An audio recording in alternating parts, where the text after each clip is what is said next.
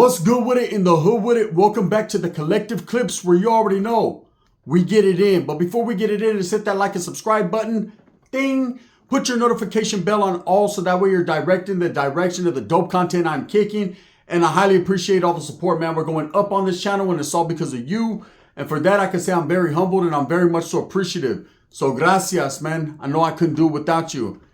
This fool, he's on a sick one, right? Hey, you guys watch Lucky from Hoodstocks? I do, right? Not all the time, but I like to tap in when he has like good conversations popping, and I appreciate the value he brings to social media, man. And his podcast, he ain't lying. He is not lying. His podcast is popping. It's definitely popping over there, man. So I watch it. But last night he did a live, right? And in the midst of doing this live, this vato for like the last 10 minutes, and I implore to you guys, that's why I didn't post none of the video. Go watch it, right? Go watch it for yourself, man. There's your plug. Go watch the last 10 minutes. It was entertaining, right? This fool, the vato went on a sick one. And he let every podcaster in the genre have it, right? He said, you know what? Fuck everything and everyone. Let's go, right? The gloves are on, not off, okay? Calling out people, talking about catching fades, just roasting individuals, right? Hey, he particularly went after a guy named Blue Devil from a Haters World, right? Man, he called him a chismosa and just went in on him, right? And I've never had a bone to pick with Blue Devil. I don't got nothing bad to say about the guy. He is what he is. I even put him on the thumbnail right there. You know, he's doing the truffle shuffle. But he definitely feels some type of way about these guys who he feels are stepping on his toes.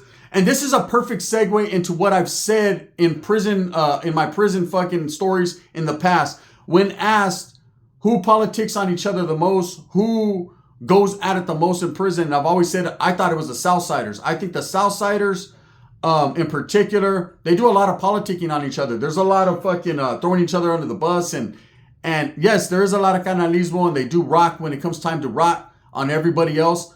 But the fact remains that, man, there's a lot of hatred between the fellas, right? And, you know, if I feel like last night, Hoodstocks decided to fucking say, you know what, Southsider, let's go. Let's go. And he called out all the different prison, I guess, podcast genres and let him know, put him on notice that Hoodstocks he considers is number one, is really tapped in with the feds and the state and all that inside and outside, and basically put everyone on blast and picked through and picked apart every single person who he felt was a threat to what he had going on or just expressed it. What is the world coming to nowadays? The world is ending, man. It's going crazy. Motherfuckers don't care anymore. The devil done let everything out, right? Now, I know a lot of people are going to come back and say, oh, Lucky was faded. He was drunk. I don't think so. You know, I think from the heart, the mouth speaketh. I think he's just frustrated and tired of everyone acting some type of certain way when they're really not that way. And so he let it be known, you know, he called Blue Devil a chismosa. Now, again, man, I don't watch Haters World like that. Never have, probably never will. But I will say this, you know, I've heard his name in the past and quite literally lately, you know, his podcast has been going, it's been looking ugly over there, right? Some of the situations that he puts himself in or he's put others in, you know, we all know what happened with Cholo Juan. Chalucas, right? Chalucas went over there, Cholo Juan, and the conversation started out well. Everything was good. And then all of a sudden it took a twist and a turn when a certain individual named Snowman called in, right? Sandman, Snowman, it's all the same shit. But he calls in, and usually when people call in and they're hating on Blue Devil or they call in and they're hating on another, a person that he's invited, he usually hangs up on them real quick. They don't get no radio play, no airplay. Sometimes he'll edit it out unless it's live. He just ain't gonna let that happen. He's not gonna let his fucking gente be disrespected. I respect that.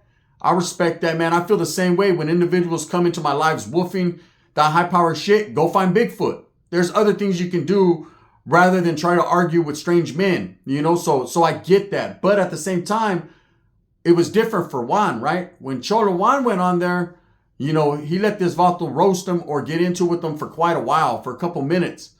And if that wasn't a setup, I don't know what was. So we're going to take it like that. That's how I felt about it. That's just my opinion, my perspective on it. But that's not chismosa shit. What chismosa shit is constantly talking about these guys, and then when they put you on blast, they're like, hey, well, what's up, bro? What are you trying to do about that? Then reporting them or doing other shit, and people feel some type of way about that, so that's, I think that was his bone to pick with that guy. Whatever they got personally going on, the back and forth, that's between them. Again, man, that's a Southern California thing. Those are Southern California podcasts. I'm from Northern California, man, so I see it from a distance, but I'm also a person that's for the brown people, so I'm going to call it like I sees it. Uncut, no added preservatives. People hate me for it, but they hate me for it. One thing about me is I'm going to do me, be me, and speak on what I want to speak on. That's a fact. So, and I know better than to dip into certain things that I shouldn't. As a man, you got to recognize, game recognizes game in the Bay, man. You got to understand and recognize there's just certain shit you shouldn't talk about. Don't expose your hand or expose too much. That's not what you should do. So anyways, then this guy goes in on Tony A. Right? I've met Tony A in real life. If you guys haven't tapped into Rotom Radio, it's been functioning for a minute. I fuck with Tony A, not the long way, but I guess the correct way. And I used to fuck with him heavy, man. I used to watch all his podcasts. I like the entertainment. I like that Tony A talked about music and that he's a pioneer when it comes to Chicano rap or brown rap, period. I like that. I like the fact that, Tony A, his credibility is there when it comes to music. But on the streets, it's a different story. Lately people have been going in on him. And I know that whole Chicano documentary thing kind of soured the taste in a lot of people's mouths towards Tony A. And all I can tell you about that, and I've done videos about that in the past, is no one knows, do they? One never knows, does they? Right? Where are your antennas, Tony, when the money came in, but it never went out? I understand that people purchase or they send money or they donate, and they expect to get something out of the situation, whether it be entertainment, a laugh, a cry, a documentary. And then when they get nothing, they feel played. They feel played out of pocket. And as brown people, man, we don't have much. There ain't a lot of us that are really having it like that. So, man, when vatos work hard, toil in that soil for what they got, and they don't put it in a tinfoil, and then they give it to you expecting, some type of a class and respect back, and they get none, but a whole bunch of different stories, they're going to feel some type of way.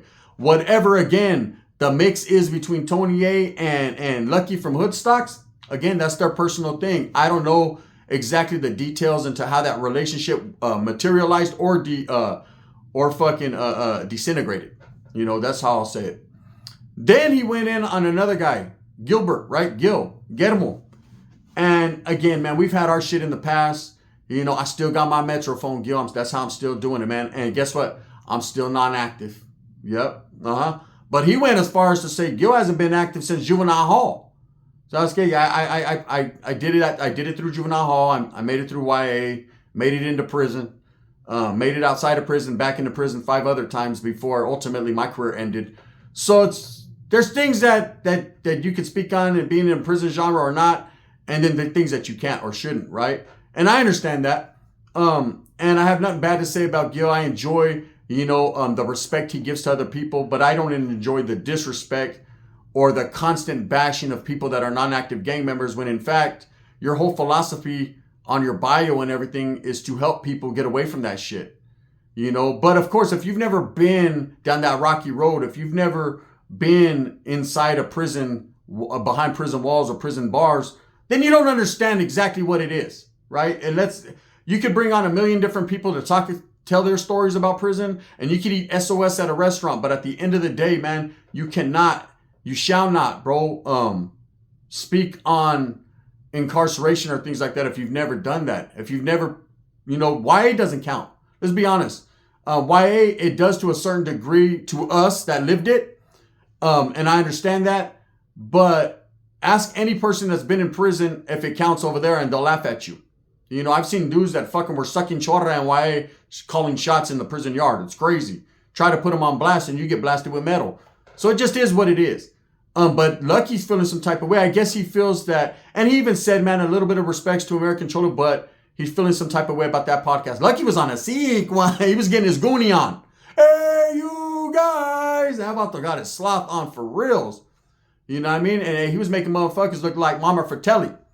he was clowning. Now, Lucky, I respect the fact that he speaks his mind. And I'm not just saying this because he went in on a whole bunch of dudes that I don't really care for, and so I'm going to rock with him. Nah, it has nothing to do with that.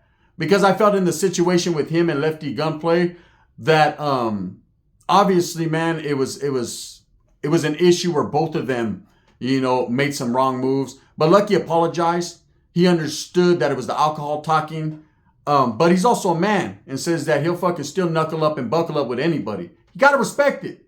Got to respect it. Now, I see a lot of these Southern podcasts going at it, man. Okay, let's talk about prison or prison terms, right? In prison, a lot of these Southsiders function up under different guys. We'll just say that, right?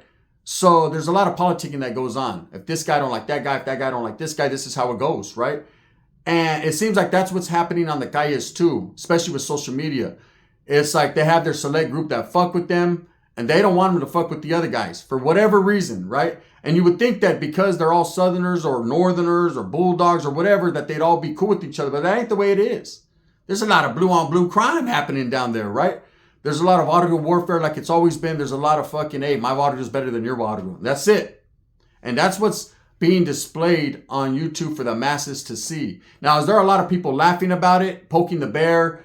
Yeah, there's always going to be that. But at the end of the day, man, I felt like Lucky was just speaking his mind. He exploded on the mic.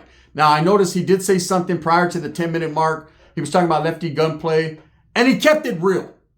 Lefty, let's be real with it, right? He said, man, Lefty, I don't know about calling him a handsome man. That was different, right? But he said he's handsome, he's charismatic, he's this, he's that. He said, but he can't rap word shit. He said he ain't got nothing but a Mars bar. He didn't got no bars, right? I agree. I agree. I've always said, man, Lefty could be an actor, a comedian, a philanthropist. He could be a lot of different things, but a rapper, I don't know about that one, right? Straight up. Not saying that he isn't getting better at his craft. He is. He's in the studio. He's making more money and more moves than I am, so I respect that. But at the end of the day, bro, the only one you could cipher against at this point now is the Cat in the Hat. Meow. Straight up. Cindy Lou, someone like that. I don't know at this point. But he kept it real. He kept it real and said what he had to say. But yeah, he was on the sick one last night. And now people are going to say, I understand, oh, it's alcohol. He was drunk. He was faded. That's why he gets a heart when he's drunk. No. That man was not faded. You could tell. He was frustrated. He wants everyone to know that he stands alone. He rocks alone in this shit, and this is him. Now, I wanted to talk about a situation that occurred last night as well, where there was a certain content creator that had Cholo Juan on there. And the term PC channels comes up. These vatos want to be in prison so bad, man. So bad. But they never been there. Cholo Juan has. That's why he played it out the way he played it out. For a number of reasons. And I'm going to explain that to you. But the other guy's never been to prison, so you don't know what you're talking about. You're only telling stories that you've heard before other people tell, right? But anyways, it came up and they talked about it, and Cholo Juan said, look, man, there's nothing you could do, bro, about these so-called PC channels. Me, of course, considered one of them, right? Even though I was never PC, I'm just non-active, right? I got off where I was mad at. But whatever. I'll take it. If that's the crown they want to give me, Sasuke, it still shines. But in social media, if you have a voice, if you have a seat at the table, if you've made enough noise and you've gained enough respect and people enjoy your entertainment, it doesn't matter if you're active, non-active, a gangbanger or not, because if you're saying, oh, these are PC guys, these are punks, these guys fell off, they're no longer welcome in their hood, they're no longer welcome here or there, but I'm still good in my hood, then you're promoting a lot of bad in your neighborhood. You're promoting a lot of bad in society, and you don't even realize it. You don't realize it because you're not laced up enough to understand what it really entails and what it's really about. Just because you're no longer active or in them type of standings doesn't mean that you generally told on everyone or debriefed or did all that. See, there's different types of things, levels to this shit. Depending upon who you were and what you were about, man, you might not have had to go that route. See, but people don't understand that there's a stigma out there, and there's a certain situation where people they believe that. Oh, this dude's all bad because he doesn't gangbang no more. Nah, this Vato's all good because he's raising his family and trying to do the best he can. That's how the way I look at it. Now, if you went out ass backwards and of course you testified on everyone and did all kinds of crazy shit, well then that's on you, man. You made the bed like Nipsey Hussle said. You got to lay in it. Okay, that's not me. One thing about me for sure is I give you the knowledge you can't get in college. I entertain people, and people like Cholo Juan are also into the entertainment business. This guy right here, Cholo Juan, is going to be that one. But here's the thing. A few months back, before anyone heard about him, see, I knew about Cholo Juan. He's been doing this YouTube shit for a long time with this 2-5er song, 2-5 killer, and all this different shit he was saying. But nobody gave him no one put out an olive branch. No one fucking reached their hand out, hey, camarada, let me pick you up. No one gave a fuck about him. No one supported him. They didn't know shit about him. Now he's on every podcast. Everybody wants a little bit of his time because they want to get on that dime. They want to make a little bit of bread off of him. But this guy's working hard. He's doing what he has to do, and he's speaking on what he should and what he shouldn't. He's been locked up. He knows what time it is. He knows the deal. And he's going to prosper because he's doing things the right way. He's getting his push. He's getting his buzz. He's making it happen. When he sits down with another guy, and I have nothing bad really to say about that guy other than, what Lucky said. Juvenile Hall, buddy, right? It was Juvenile Hall. And that's cool, man. You were smarter than me.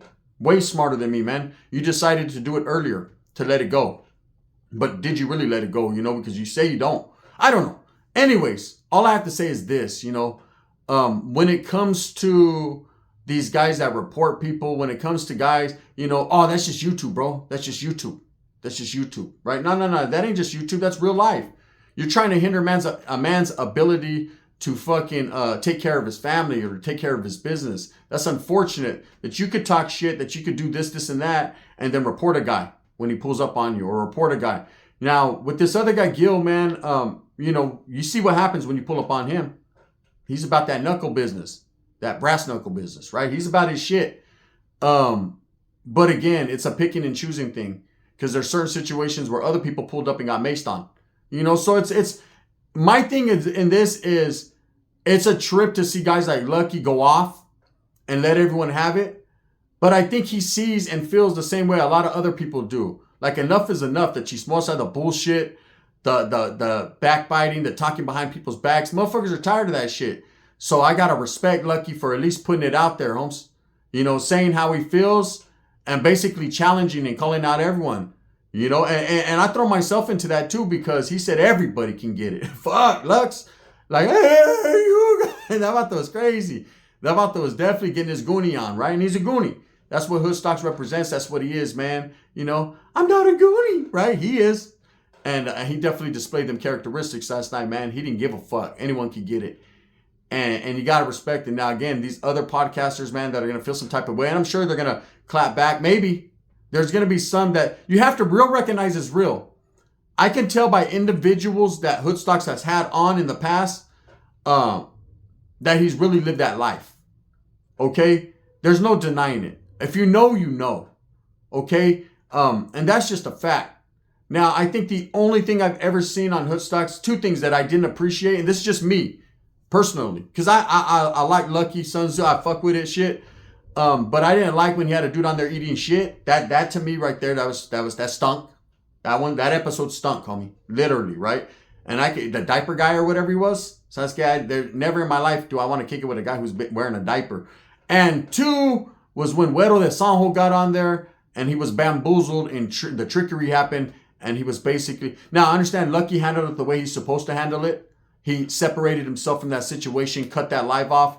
But that dude, Güero, was a good, solid dude, bro, with a good head on his shoulders, who was just trying to help kids and help people in a positive manner and fashion. And I felt like he was fucking treated like caca, man, just because of his conversations in the past with people who he may or may not have known were active or non-active. There ain't a vato that watches this shit right now that doesn't have a homeboy in their barrio or in their hood that is not active anymore that they still fuck with. That's the truth. That's the truth, man. Even when I was super active, I had homeboys that were in bad standings or they were not active that I still went to their pad, barbecued, fucked with. So, when all these guys play this high power shit on YouTube, especially YouTube, Prison, you do what you do. The streets, your water, you do what you do. But when they're playing this shit on YouTube, oh man, I can't fuck with this guy because of this. Or I can't fuck with the people they've never met before because of that. But then they'll go back and kick it with their homeboy that's not active. Oh no, but I know what it is with him, bro. No, it doesn't matter. It's all the same banana boat, bro. You know what I'm saying? What do you think we are? Baggage handlers, right? That's just what it is. Anyways, man. Lucky went off on a sick one. I got a couple more bangers for you guys today. Make sure you guys tap in. I just wanted to speak on that. Shit was hilarious and funny, but at the same time, it was real, man. No disrespect to any of these guys, man. I'm just having a good time and entertaining the people like I do. If you feel some type of way, then say whatever you feel you got to say, man. It ain't that serious, though. Thumbs up or thumbs down. Heavy's going to be the head that wears the crown. I'm going to continue to strive and struggle for what I truly believe in, and that's the betterment of all people and just keeping it real, uncut, the knowledge you can't get in college. Some people don't like it. Some people mug me. Some people shake my paw. Some people hug me. You best to catch me. I'm coming smebbing. Gonna get you a Slurpee. You want one? It's all you can drink at 7-Eleven. The gun. Bang, bang. More bars than Lefty.